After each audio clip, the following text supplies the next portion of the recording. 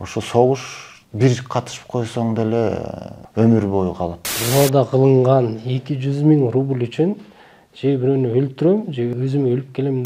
Чоң дүйнөлүк бокко катышканы менен ошо сыймыктануу болобу же болбойбу? 500 000 киши жоготуу аябай чоң трагедия да. Көтөрүлсө ошо улуттук азчылыктар көтөрүлөт деп ойлоп атам да. Кыргызстар дайым эле ушинтип бөтөн кишилердин чоочун согуштарга катышып жүргөнүбүз кандай болот? Саламатсыздарбы, урматтуу көрүүчүлөр? Бүгүн биз Россияда азыр жүрүп жаткан мобилизация жөнүндө, анда мына бир кылым мурда жарыялангандагы Биринчи дүйнөлүк согуш учурундагы мобилизация, ошол Биринчи дүйнөлүк согуштун мобилизациядан элибиздин тарыхында орун алган үркүн трагедиясы жөнүндө, ошонун параллелдери жөнүндө сөз кылуу үчүн студиябызга тарыхчы Элери Битикчини чакырдык. Кош келиңиз, Элери мырза. Биринчиден сизге чоң алкыш, убакыт бөлүп келгениңизге. Мен сөзүмдүн башын ушул ойдон баштайын дедим белем. Мына акыркы күндөрү ушундай ой айтылды.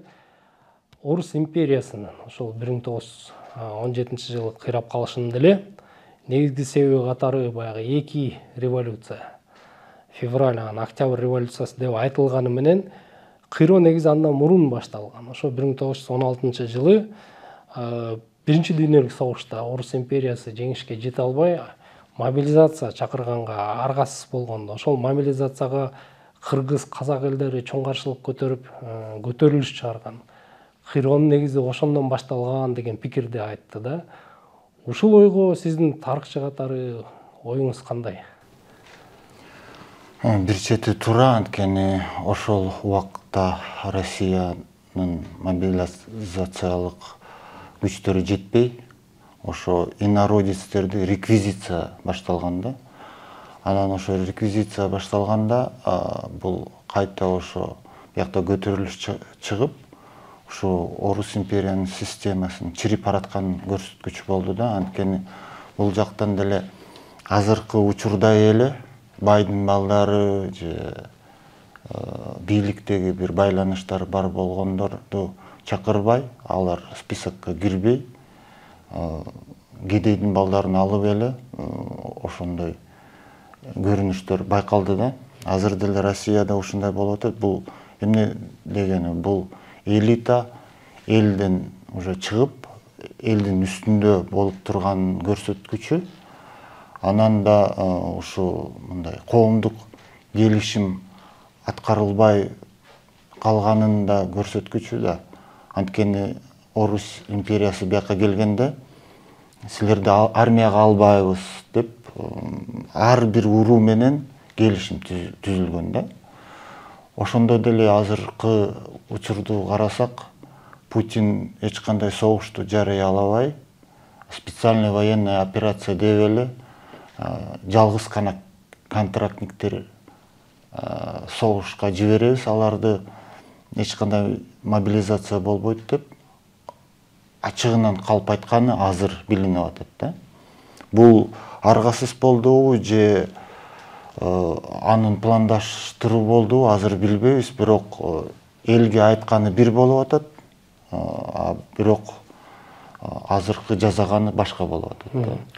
Мына азыркы учурдан параллель алсак, азыр деле мына сиз айткандай согушта каза тапкандардын көбү Россиянын ошо эң жакыр региондорунан чыккандар болуп атат да. Мына эң көп киши өлгөн бул Дагестан, андайын Бурятия, ушундай баягы Россиянын улуттук республикалары, улуттук региондорунан болуп атат да. Демек, Орус империясынын баягы кылып келаткан саясаты, маңызы өзгөргөн деле эмес го дейм да. Бул биринчи, анан экинчиден жанагы азыр деле айтылып атат, мобилизация болгондо согушка түшпөйсүңөр деп. Кыргыздар деле ошо жана тылдагы жумуштарга түшөсүңөр деген да.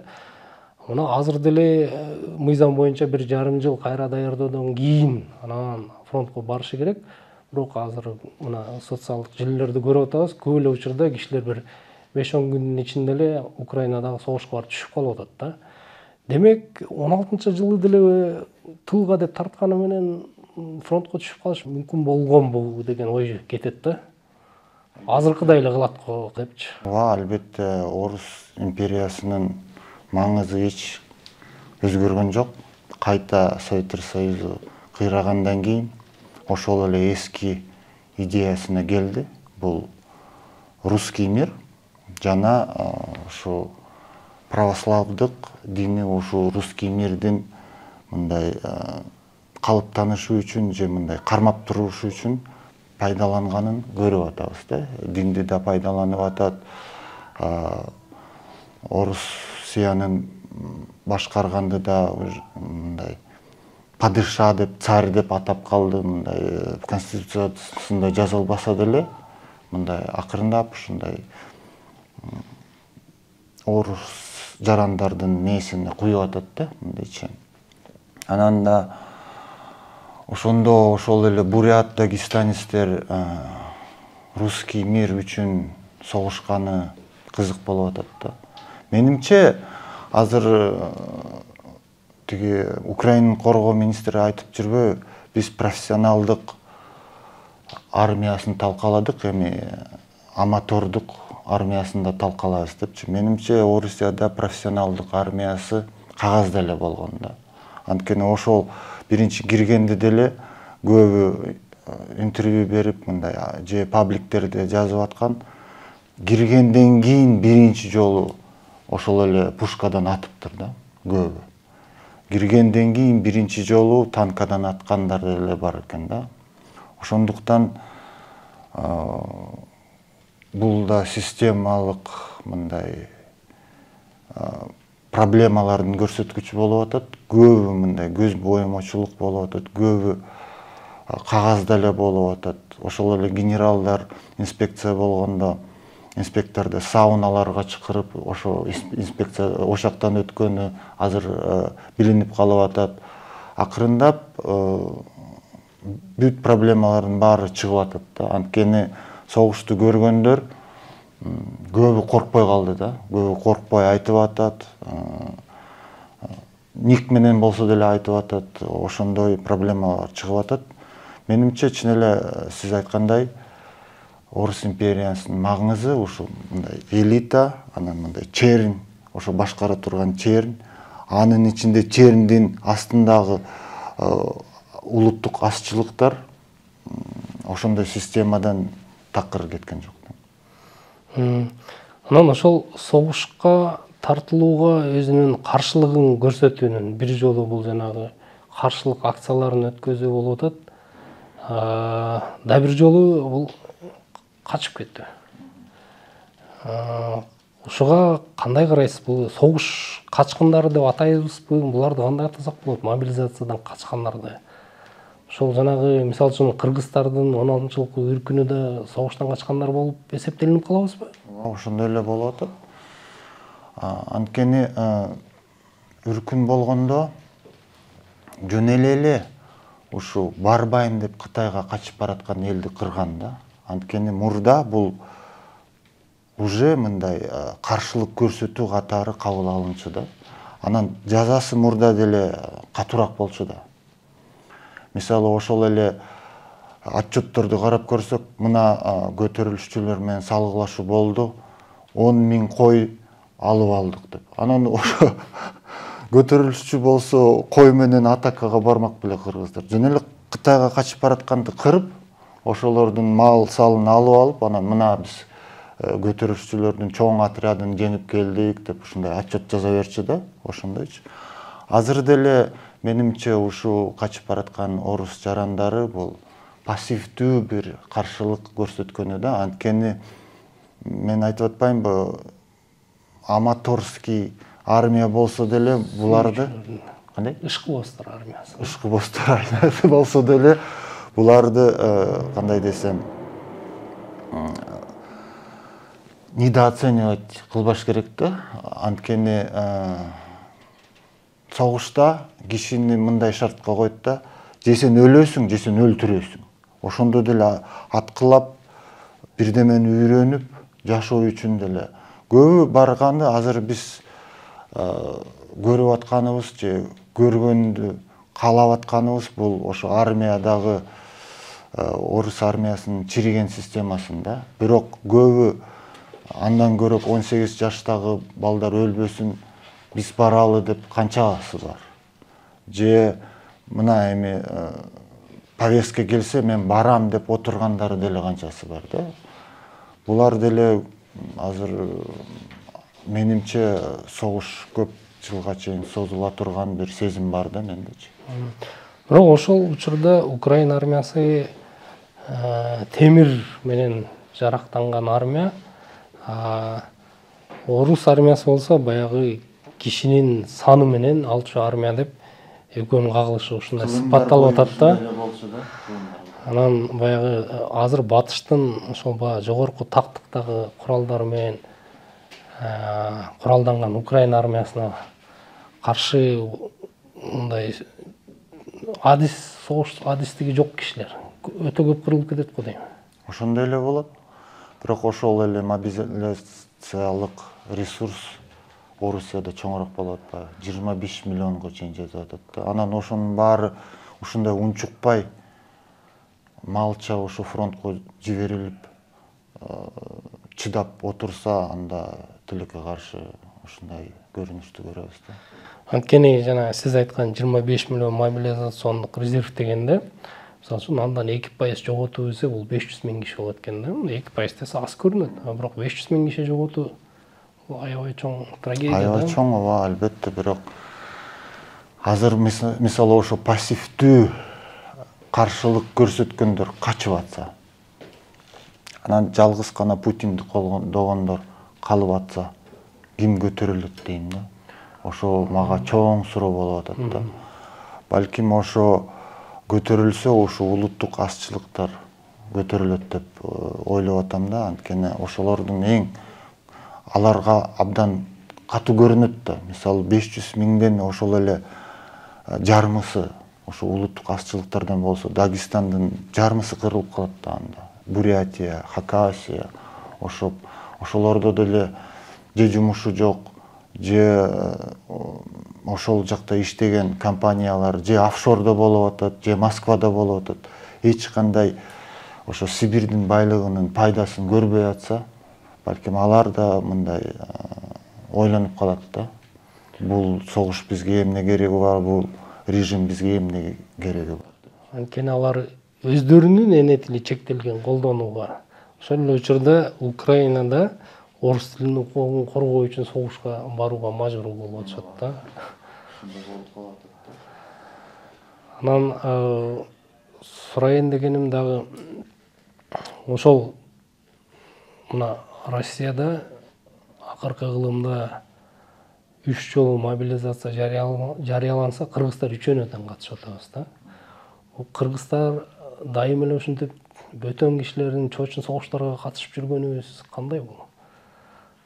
Бизге бул не берет? Кээде ошол эле мигранттар кредитти төлөп калабыз деп ошондой ар бир кишинин өзүнчө болуп атат да ойлору. Бирок ушул империя үчүн согушуп, анан өзүнүн элинин ресурсун жоготуу бул абдан жаман болуп атат да. Кээ бирөө айтып атат, мына Орусия ушул кишилик ресурсту жоготот, кайта көбүрөөк мигрантты жиберсе болот депчи аяка. Анткени бирок ошол эле мигранттардын канчасы акчага азгырылып, жарандык алам, батараак алып кетем деп канчасы ошол жака барат, ким билет да. Ошондуктан ошо суранычыбыз ошол эле, башкалардын согушуна катышпай эле коелу. Кээ бирөө өзүмдү сынап көрөйүн, эркекминби, эркек эмесминби деп ошондой деле бар да. Канчалык ошол жака бара алам, андай сыноо деле керек жок да. Анткени мисалы ошол эле революциядан кийин канчасы, бизде болгон революциядан канчасы 5-6 жыл мындай нервисин, өзүнүн жанын восстановленияга канча убакыты кетти да. Ошо согуш бир катышып койсоң деле өмүр бою калат да. Ошол үчүн бул абдан кымбат, ошо акчаны актабаган бир нерсе. Мен да ошону мындай түшүнө албай атам да, мына жанагы убада кылынган 200 000 рубль үчүн же бирөөнү өлтүрөм, же өзүм өлүп келем деп согушка тобокел байлап барыш. Бул канчалык киши ушундай бир билбейм кандай абалда болуш керек. Же бул бизге көнүмүш болуп калганбы, акча болсо баарына кете берген. Такыр түшүнбөйм да. Бул мындай болуп атат да, менимчечи. Биз ошо достойно жашаганды билбейбиз да. Бирок бизди дайыма достойный өлүмдү көрсөтүп атат да. Мына баатырлык өлүм, баатырлык мындай кылык жазады согуштан депчи. Анан ошондо мындай достойный жашоону көрбөгөндөр, менин өз жашоосун баалабагандар ошо 200 000 рубльга азгырылып кетип атат да. Анткени ошо кандай десем, өзүнүн жашоодогу мындай приоритетин билбей атат да. Мына жакшыраак жашап кетейин, өзүн мындай сыйлоо менимче жок болуп атат да. Өзүн мындай кемситип, мен өлсөм мени ким эстемегеле дегенсипчи. Ошо мигранттарды деле көбү ошондой го, кээде кээ бирөө мындай кайгырып айтчу го, үйдө эч ким деле күтпөй атат, ата-энелерим акча деп эле сурап жүрөт, мен даже сурабайт, ден соолугум кандай, тамак ичтимби деп сурап деле койбойт деп. Анан ошо же ата-энеси анын жашоосун баалабаса, же өзү жашоосун баалабаса, албетте кете берейин деп ошондойлор деле бар го деп ойлоп атам да. Эми ал мекенин коргогон эмес, баскынчы болуп баратканы аябай өкүнүчтүү да. Ошо баскынчы болуп баратканын түшүнбөгөндөр да көп окшойт. Бул жанагы пропаганданын күчү го дейм да. Пропаганда деле балким бар, бирок азыр ошол эле көбүрөөк маалымат келип атпайбы согуш жөнүндө. Мурда мисалы ошол эле менин классташтарым WhatsApp группада Киевди 3 эле күндө алып коебуз деп жүргөн, Россияда жашаган классташтарымчы. Анан мен силер кичине ойлонсоңор, Чечня менен 15 жыл согушуп жүрсө, эми Украина 40 миллиондук калкы болгон Украина, танканы чыгарган Украинаны 3 күндө алабыз дегенде бул эмне деген да. Бул эйфория азырынча менимче уже кетип калды да. Азыр орус бийлиги ошол эле Собяниндин кылыктарын карап көрсөк, же дагы бирдемени эметсе, мигранттарды акырындап басып баштайт го дейм. Анан аларды же жарандык ал деп көндүрүп, жарандыктын эң мындай бат алуучу бир нерсе шарт катары согушка бар деп калат. Анан менимче азыр ошо кайта биз карашыбыз керек да ошол жакты. Анан мигранттарды кайта тосууга даярбызбы же даяр эмеспизби? Ошо мигранттар балким алар да ушу Россиядан качып бараткан орус жарандардын ичинде алар деле бар. Азыр айтып атпайбы 300 000ге жакын кыргыздар Орусиянын жарандыгын алды деп. Ошо 300 000 мигрант бияка келсе эмне кылабыз? Ошондой чара барбы, кризистик план барбы биздин өкмөттө? Албетте жок. Бул азырынча эч ким жооп бере элек суроо да. Негизи кандай дейсиз? Макул, экономикалык жагынан даяр эмеспиз, бирок аларды баягы тосуп алуу, алар менен мамилебиз кандай болуш керек? Анткени мен көргөнү азыр биженде бир талаштуу пикир жаралып атат да. Анткени жана өзүңөр айткандай кээсе ооба мен орус жаранымын, мен мамлекетимди коргойм, барам дегенде кыргыздарда болуп атат да, Украинада согушкачы. Ошол эле учурда биз айластан аякта иштеп акча таап жүрөбүз, бирок биздин жүрөгүбүз кыргыз деп согот деп айткандар болуп атат. Анан ошондуктан биякта кыргыздар аларды бир чети колдосо, бир чети сындап атат, эми алып алган соң барып согуш кыла деп. Анан ушу биздин мамилебиз кандай болуш керек? Ошол орус жарандыгын алып, бирок азыр бияка кайтып келип аткан мекендештерибизге. Менимче бул чоң суроо болуп атат да. Мен мисалы үчүн менин жеке жообум жок ага азырынча. Мен кош келдиңиз деп күтүп атам аларды. Анткени Путин үчүн алар дезертир болуп калбадыбы? Путин өзү деле мындай. Бул историялык бир, тарыхый бир тазалануу болуп атат деп мына биз анык орус дүйнөсүн курабыз, анан мындай орус дүйнөсүнө көнбөгөндөр ушинтип качат деп согуш башталганда эле айтпадыбы? Демек алар орус коомуна, азыркы орус коомуна кайта албай калат да. Анан алар Орусияга кайта албаса, анан биз бияктан аларды силер орус жарандыгын алдыңар, маңкуртсуңар, кеткиле деп эметсек, ортосунда калып болбой калат го. Анткени андан көрөк Манас Алмамбетти Кытайсың деп куубай тозуп алгандай эле тосуш керек деп ойлоп атам да. Жакшы. Жана да бир суроом, бул жана сиз окусаңыз керек. Россиянын азыркы федерациянын негизи кыйрайт. Ошол кыйроо бир 2020-жылдары башталат деген божомолдор бар эле да. Мындай карап келсең, Украина согушу ошого түрткү болгон бир катализатор катары көрүп атам да. Кандай ойлойсуз? Ушул согуштун айынан чыккан жанагындай улуттук азчылыктардын көтөрүлүштөрү бу жолу да Россия империясынын кыйроосуна алып келиши мүмкүнбү? Ой, бул абдан татаал суроо болуп атат. Азырынча мен санап көрдүм да, тиги мигранттар эмне болот экен, тигиндей мындай депчи. Булар деле үйрөнөт экен да. Совет империясы курагандан кийин фонд национального благосостояния деген болуп калды. Ошо нефтинин баасы азайганда ошо акчасын жөн эле жеп салат экен да.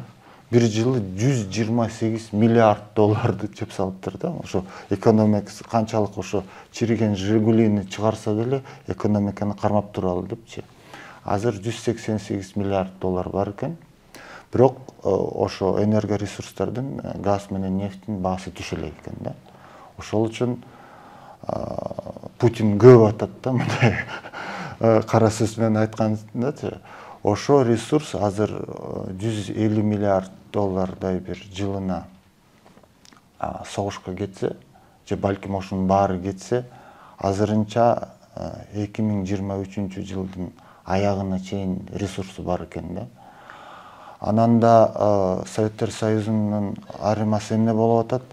Советтер Союзу жалгыз гана ошо батыш жака сатчу да, ошо нефть менен газды. Азыр Кытай жана Индиянын экономикасы өсүп, Африканын экономикасы өсүп, ошол жака да ресурстарды сатып, мындай диверсификация кылып койду да Россия. Ошо фонд деле нефтинин 40 долларга чейин түшкөнү азыр байкалбай атат да, менимче. Ошондуктан ушул энергоресурстардын баасын карап көрүш керек, канчага чейин ошол фонддун стабилдештирүүгө күчү жетет экен, канча жылга чейин Орусиянын менен Украинанын согушу созулат экен, ошонун баарын байкап билбейм. Азырынча менимче Путиндин ресурсу 2-3 жылга бар болуп атканы. Анан балким да биздин мигранттардын ошол жакта жүргөн, жумуш менен камсыздалган 2-3 жылы бар деп ойлоп атам да. Такыр эле мындай жарылып бир биз такыр башыбызга келбеген нерсе болуп кетпесе, азырынча ушундай санап көрсөк, математиканы колдонуп эле ушундай болуп атат да. Тилекке каршы. Биз катышкан империянын курамында кайра эле. Биз дали сыймыктанган согуш бул 2-нчи дүйнөлүк согуш. Анан ошол биздин сыймыктануубуз жөндөбү же бул деле биздин согуш эмес, бөтөн согуш бул? Мен дайыма эле айтып жүргөм, бул бөтөн согуш биздин согушубуз эмес, анткени ошол эле кыргыздар эмне үчүн Кокон хандыгынын курамында жүргөндө, эмне үчүн калмактардын курамында жүргөндө деле тиги бугу уруусу 3000 войска доброго выставляет деп жазганда эч ким айтпайт да, кимге депчи, ошо байраттарга эле берчи да. Анан эмне үчүн ошо менен сыймыктанбай, жалгыз гана ошо экинчи дүйнөлүк согушка катышканыбыз сыймыктанып жүрөбүз. Анткени экинчи дүйнөлүк согуш бул мындай чоң мындай имиджевый бир нерсе болуп, тарыхый бир имиджевый болуп калды да, мындай ак менен каранын согушканы, демократия менен фашизм же дагы бирдеме болгону, ошондо кыргыздар деле ушундай чоң мындай күрөшкө катышкан, мындай ааламды өзгөртө турган күрөш болобу же мындай дүйнөнү өзгөртө турган күрөш болобу. Бул жалгыз гана Орусиянын пропагандасы эмес, бирок ошондой чоңураак мындай нерселерге катышканыбызга сыймыктанып жүрөбүз го деп ойлоп атам да. Бирок бул орусча айткандай эле гордыня болуп атат да. Согушка кандай? Куру намыс. Куру намыс. Анткени согушкан катышканы, мен бир ардагердин сөзүн эсиме алып калдым да. Ал эч качан согуш жөнүндө айтып берчү эмес да. Анан бир жолу чыдабай, эй балам, мен бокту көрдүм, бокту деп ошол эки сөздү айтканда, мен тиги пионерский зорко, мен пионер болгон, мен да тиги гараждардан немистер менен войнушка ойноп жүргөндүн баары мындай учуп кетти да. Анан ошо чындыгында айтканда чоң дүйнөлүк бокко катышканы менен ошо сыймыктануу болобу же болбойбу? 50 миллиондой киши өлтүрдү. Тиги Толстой жазгандай, канча миңдеген кишилер фронтко барып, аларга эчтеке кылбаган, аларды тааныбаган кишилерди өлтүргөнү баратат деген сөз ошондой эле болуп атат да. Же аны тааныбайсың, же ал эчтеке кылбаса, аны барып миңдеген километрге барып ошону өлтүрүп, анан кайта келип ошо менен сыймыктануу, менимче балким азырынча ушу адамзат аны түшүнбөй атат. Бирок бир мындай келечекте, согушсуз келечекте жашап калганда бизди жинди го деп ойлоп калат го деп, ушуну биздин урпактарыбыз ушундай үмүт бар да. Элен мырза, кызыктуу маегиңизге чоң алкыш. Сизди биздин студиядан дагы да болсо жолуктуруп, сөздөрүңүзгө күбө болуп турганга абдан куштарбыз. Келгениңизге чоң рахмат. Рахмат. Ушу менен көрүүбүз аяктады. Сак саламатта, эсенчиликте кайрадан эфирде көрүшкүчө аман туруңуздар.